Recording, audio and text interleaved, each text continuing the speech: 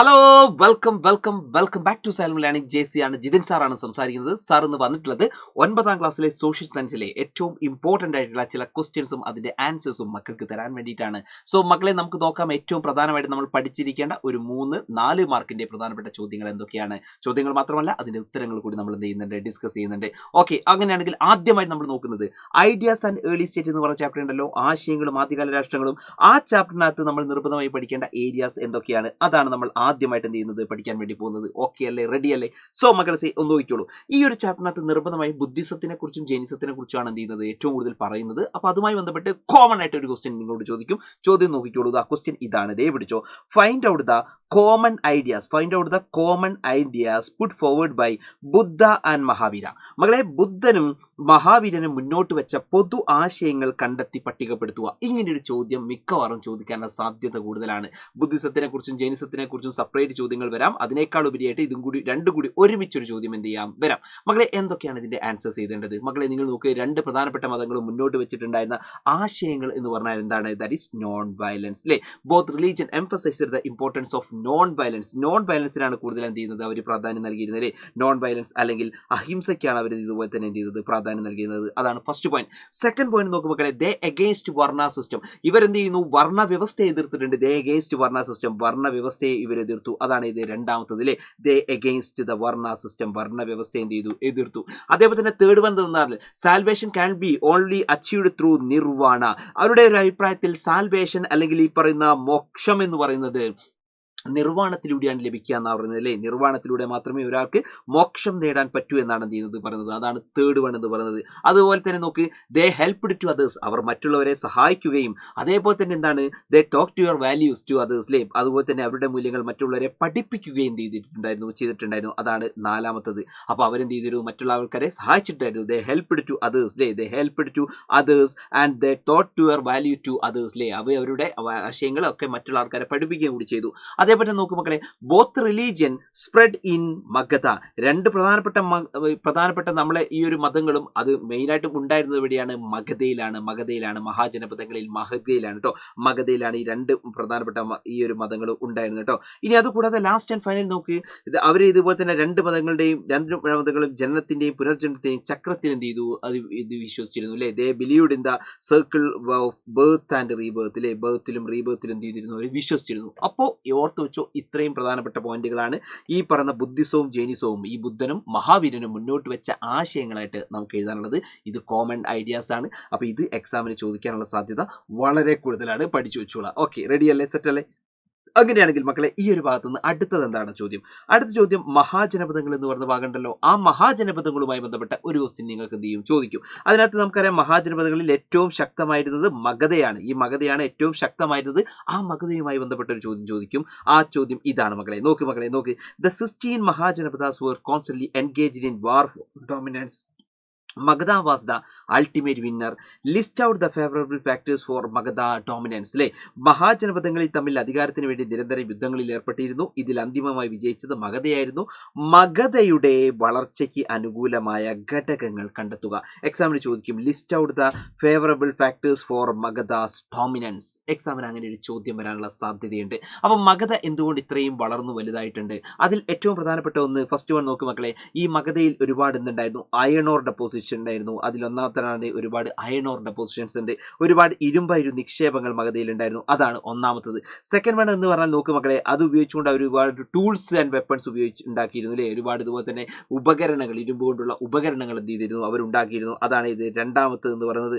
മൂന്നാമത്തെ നോക്ക് മക്കളെ, ആ കാലഘട്ടത്തിനകത്ത് ഒരുപാട് ആനകളെ ഇവരെന്ത് ചെയ്തിരുന്നു, യുദ്ധത്തിന് വേണ്ടി ഉപയോഗിച്ചിരുന്നു. അപ്പോൾ മഗധയിൽ തന്നെ ഒരുപാട് ആനകൾ ഉണ്ടായിരുന്നു അല്ലേ. ഒരുപാട് വനങ്ങളിലൊക്കെ തന്നെ ഒരുപാട് ആനകളെ നിങ്ങൾക്ക് അവിടെ കാണാൻ വേണ്ടി പറ്റും. നോക്ക് മക്കളെ, ഇത് പ്രധാനപ്പെട്ട ഗംഗാ നദിയാണ്. ഈ ഗംഗാ നദിയൊക്കെ മഗധയിലൂടെ ഒഴുകുന്നുണ്ട്. ഈ ഗംഗാ നദിയുടെ തീരങ്ങളിലൊക്കെ നമുക്ക് അയൺ ഓർ ഡെപ്പോസിഷൻസ് എന്ത് ചെയ്യുന്നുണ്ട്, കാണാൻ വേണ്ടി പറ്റുന്നുണ്ട്. ഈ അയൺ ഓർസ് ഉപയോഗിച്ചുകൊണ്ട് ഇവർ അയൺ ടൂൾസുകൾ എന്ത് ചെയ്തിട്ടുണ്ട്, ആ കാലഘട്ടത്തിൽ ഉണ്ടാക്കിയിട്ടുണ്ട്. അതുപോലെ തന്നെ ഈ ആനകൾ എന്ത് ചെയ്തിട്ടുണ്ട്, അവർ കാടുകളിൽ നിന്ന് പിടിച്ചുകൊണ്ട് അത് വന്ന് അതിനെ യുദ്ധത്തിന് വേണ്ടി എന്ത് ചെയ്തിട്ടുണ്ട്, അവർ ഉപയോഗിച്ചിട്ടുണ്ട്. ഇതൊക്കെ അവർ ഉപയോഗിച്ചതാണ്. അത് കൂടാതെ മക്കൾ നിങ്ങൾ നോക്കിയോളൂ, എല്ലാ ആൾക്കാരും ദ ഗംഗ ഇറ്റ്സ് ട്രിബ്യൂട്ടറീസ്. അതേപോലെ തന്നെ നാലാമത്തതാണ് മക്കളെ, ഈ പറയുന്ന ഗംഗയും അതിന്റെ പോഷക നദിയും പ്രധാനമായിട്ടും മഗധയുടെ വളർച്ചയ്ക്ക് സഹായിച്ചിട്ടുണ്ട്. അതേപോലെ തന്നെ ഏറ്റവും last and final capable rulers ആണ്. ഇതേപോലെ തന്നെ നല്ല അധികാരത്തിൽ ഇരിക്കാൻ പറ്റുന്ന അത്രയും അടിപൊളിയായിട്ടുള്ള മികവുറ്റ ഭരണാധികാരികൾ എന്ത് ചെയ്തിരുന്നു അവിടെ ഉണ്ടായിരുന്നു. അങ്ങനെ കഴിവുള്ള ഭരണാധികാരികൾ ഉണ്ടായിരുന്നു. ഇതാണ്. അപ്പോൾ മക്കളെ ഓർത്തു വെച്ചോ, ഇത്തരത്തിലേക്കുള്ള 5 പോയിന്റ്സുകളാണ് മഗധയുടെ ഡോമിനൻസിന്റെ കാരണമായിട്ട് പറയാൻ പറ്റുന്നത്. അപ്പോൾ ഓർത്തു വെച്ചോ, 16 മഹാജനപദങ്ങളിൽ ഏറ്റവും സ്ട്രോങ് എന്ന് പറയുന്നത് മഗധയാണ്. ആ മഗധ ഇത്രത്തോളം സ്ട്രോങ് ആകാനുള്ള റീസൺസ് ഇത്രയാണ്. ഈ ഒരു പ്രധാനപ്പെട്ട 5 കാരണങ്ങൾ എന്ത് ചെയ്യണം, നിർബന്ധമായിട്ട് പഠിച്ചു വെച്ചോളം. എക്സാമിന് എന്ത് ചെയ്യും, വന്നിരിക്കും കേട്ടോ, ഈ ഒരു ചോദ്യം വന്നിരിക്കും. Okay, yes. ഇനി മക്കൾ ശ്രദ്ധിച്ചോ, അടുത്തത് നമ്മൾ എങ്ങനെയാണെങ്കിൽ ഈ ഒരു ഭാഗത്ത് നിന്ന് നെക്സ്റ്റ് വൺ നമ്മൾ പറയാൻ പോകുന്നത് ഒരു ചോദ്യം എന്താണ് എന്നല്ലേ. ചോദ്യം മക്കളെ നോക്കിയോളൂ. മക്കളെ നോക്ക്, തൻ്റെ പ്രജകൾക്കിടയിൽ സഹവർത്തിത്വവും സമാധാനവും നിലനിർത്താൻ അശോക ചക്രവർത്തി പ്രചരിപ്പിച്ച ആശയങ്ങൾ ഏതു പേരിൽ അറിയപ്പെടുന്നു? ഇതിലെ പ്രധാനപ്പെട്ട ആശയങ്ങൾ എഴുതുക.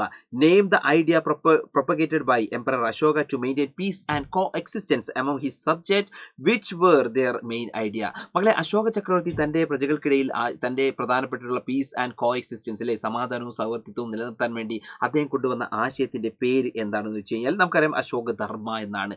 അശോകധമ അല്ലെങ്കിൽ അശോകധർമ്മ. ആ അശോകധമയിലെ ഏറ്റവും മെയിൻ ആയിട്ടുള്ള പ്രിൻസിപ്പിൾസ് അല്ലെങ്കിൽ അതിന്റെ പ്രധാനപ്പെട്ട ഐഡിയാസ് എന്തൊക്കെയെന്ന് ചോദിച്ചു കഴിഞ്ഞാൽ മക്കളെ നോക്ക്, ബി ടോളറൻറ്റ് ടു അതേഴ്സ്, മറ്റുള്ള മതവിശ്വാസികളോട് സഹിഷ്ണുത കാണിക്കുക അല്ലേ. Be tolerant to other religions, മറ്റുള്ള മതവിശ്വാസികളോട് സഹിഷ്ണുത കാണിക്കുക. അതാണ് ഒന്നാമത്തെ പോയിന്റ്. അതേപോലെ തന്നെ സെക്കൻഡ് പോയിന്റ്, റെസ്പെക്ട് എൽഡേഴ്സ് അല്ലേ, റെസ്പെക്ട് എൽഡേഴ്സ് ആൻഡ് ടീച്ചേഴ്സ്, ഈ പറയുന്ന ഗുരുക്കന്മാരെയും മുതിർന്നവരെയും ഗുരുക്കന്മാരെയും ബഹുമാനിക്കുക. അതാണ് രണ്ടാമത്തെ പോയിന്റ്. തേർഡ് വൺ മക്കളെ, be kind to slaves and the sick അല്ലേ, ഈ പറയുന്ന രോഗികളോടും അതേപോലെ തന്നെ അടിമകളോടും ദയ കാണിക്കുക. ഇതാണ് ഇത് മൂന്നാമത്തെ point. So these are the important ideas of അശോകധർമ്മ.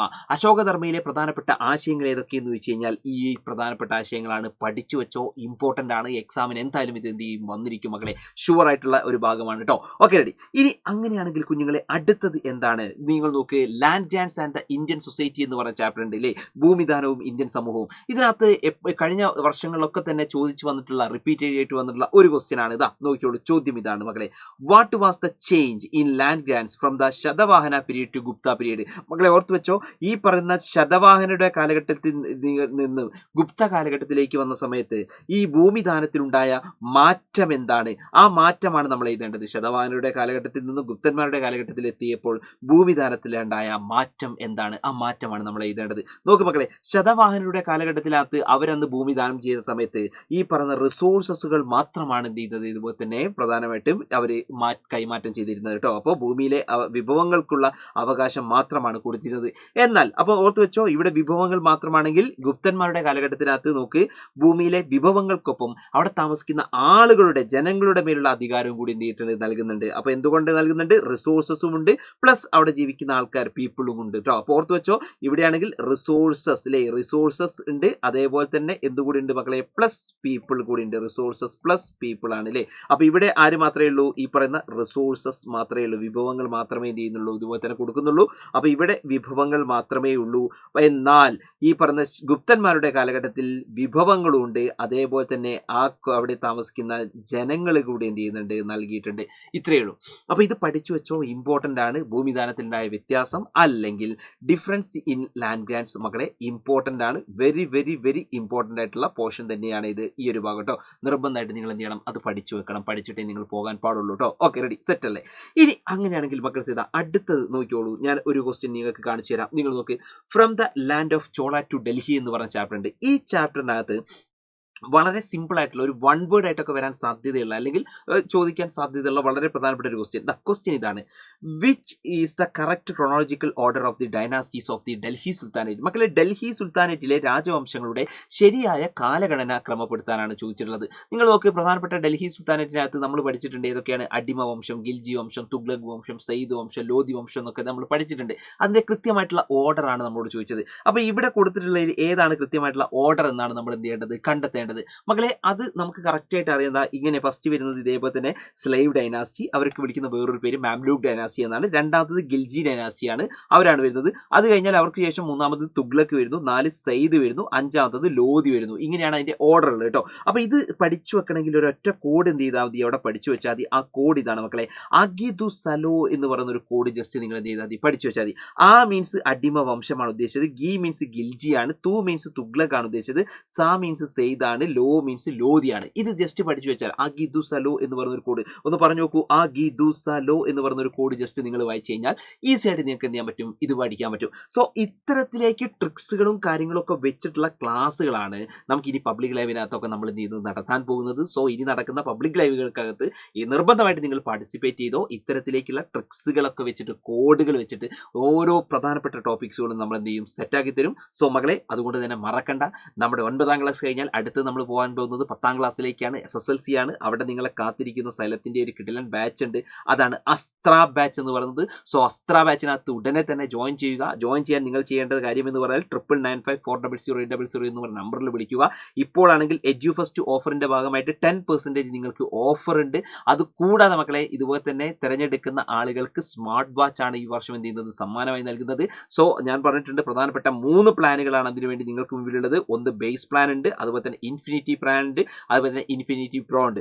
ഞാൻ പറഞ്ഞു ഇതിനകത്ത് ഏതാണ് നിങ്ങൾ എടുക്കാൻ ഏറ്റവും നല്ലത് എന്ന് വെച്ച് കഴിഞ്ഞാൽ നിങ്ങൾ നീറ്റ് JEE പോലുള്ള വലിയ വലിയ എക്സാമുകൾ നിങ്ങൾക്ക് ക്രാക്ക് ചെയ്യണമെന്ന് ആഗ്രഹമുള്ള മക്കളാണെങ്കിൽ നിർബന്ധമായിട്ട് നിങ്ങൾ ഇൻഫിനിറ്റി പ്രോ തന്നെ നിങ്ങൾ ചൂസ് ചെയ്യണം. കാരണം ഇൻഫിനിറ്റി പ്രോയ്ക്കകത്ത് ഇത്തരത്തിലേക്കുള്ള നീറ്റ് JEE പോലുള്ള ക്ലാസ്സുകൾ ചെറിയ ക്ലാസ്സിലേ നിങ്ങളെ പ്രാപ്തനാക്കാനുള്ള ഫാൽക്കൺ ബാച്ചിന്റെ അഡ്മിഷൻ ഉള്ളത്, ഫാൽക്കൺ ബാച്ചിന്റെ ക്ലാസ്സുകൾ ഉള്ളത് ഇൻഫിനിറ്റി പ്രോ ആണ്. ഇതിന് നിങ്ങൾ ഫസ്റ്റ് ഇമ്പോർട്ടൻസ് കൊടുക്കുക. ഇനി ആ ഇൻഫിനിറ്റി എടുക്കുന്നില്ലെങ്കിൽ, ഇത് ഇൻഫിനിറ്റി പ്രോ നിങ്ങൾ എടുക്കുന്നില്ലെങ്കിൽ ഇൻഫിനിറ്റി എങ്കിലും എടുക്കുക രണ്ടാമത്തെ കേട്ടോ. അപ്പോൾ ഇത്തരത്തിലേക്ക് അടിപൊളിയായിട്ട് ഉഷാറായിട്ട് എന്ത് ചെയ്യാം മക്കളെ, പഠിക്കാൻ വേണ്ടിയിട്ടാണ് സൈലം നിങ്ങളെ അടുത്ത വർഷത്തേക്ക് ക്ഷണിക്കുന്നത് അസ്ത്ര ബാച്ചിലേക്ക്.